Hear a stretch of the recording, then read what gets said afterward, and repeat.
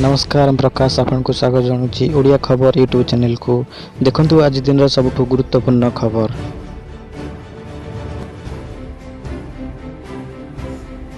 आसंता 12 तारिख जुक्त 2 पे आवेदन आरंभ हो।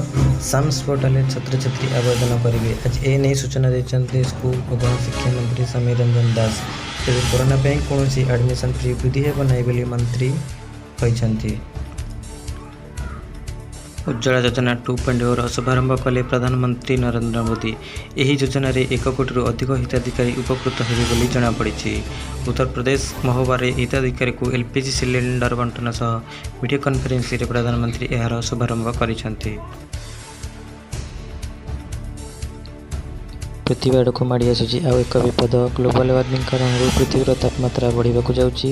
Inter governmental panel of climate change IPCC यार सद्यतम रिपोर्ट रे चेतावनी देछि जे पृथ्वीर हाराहारी तापमात्रा पूर्व शिल्प जुग तुलन में 2% वृद्धि पाइब। एने बृहत परिमाण में ग्रीन हाउस गैस निर्गमन को तुरंत ह्रास करा उचित। दम देखाइला भारतीय वायुसेना। चीन सीमा निकट लद्दाख नियमारे दम देखाई भारतीय वायुसेना। पूर्व लद्दाख में सशक्त उपस्थिति जाहिर लगी भारतीय वायुसेनार जोरदार शक्ति प्रदर्शन। टैंक रेजिमेंटर जवान मैंने 13,500 फुट उच्चरे नियमारे चिनुक हेवी हेलिकॉप्टर लैंड कर शक्ति प्रदर्शन कर। आगू गंभीर होगा जाऊँगी मरुडी स्थिति। वर्तमान पर्यंत राज्य में 9टी जिले में स्वाभाविक वर्षा होता बेले 21 जिले में स्वाभाविक ठार कम वर्षा होगी।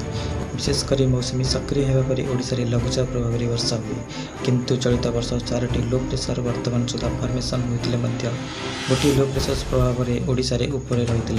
आसंता 16 तारिख पर्यंत ओडिशा रे एभली स्थिति लगी रही पाणीपाग विभाग आकलन कर।